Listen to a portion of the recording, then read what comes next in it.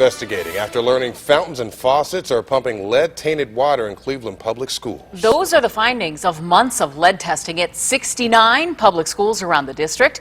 News 5's James Gherardi is live outside Marion Sterling Elementary with what happens next, James. Yeah, Lee, Frank, I'm live outside one of the schools that underwent multiple rounds of lead testing, and some of the findings were really shocking. Levels of lead that exceed more than 100 times what the EPA recommends. A drinking fountain in a Tremont school.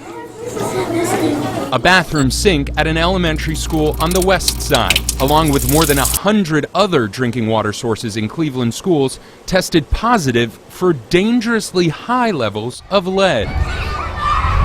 School officials over the summer began voluntarily testing drinking water at 69 public schools. 50 were home to 119 sources of toxic drinking water stemming from sinks and water fountains. I was neither surprised nor unsurprised.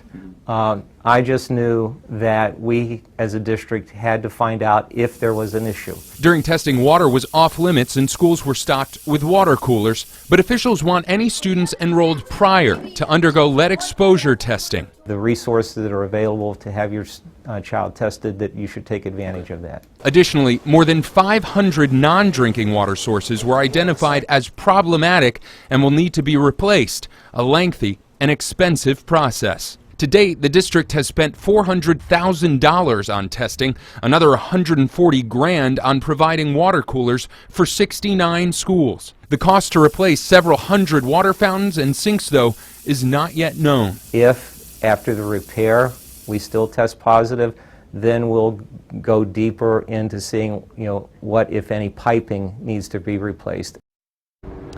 And that's the concern. What if some of these water sources are tied to city water infrastructure that needs to be replaced? This could prove to be a lengthy and expensive process. Everything that's been spent on this so far, though, has been in the school budget. If you'd like to see if your school has lead in it, we have a list of impacted Cleveland public schools on our website, NewsChannel5.com. Reporting live in Cleveland, I'm James Gherardi, News 5.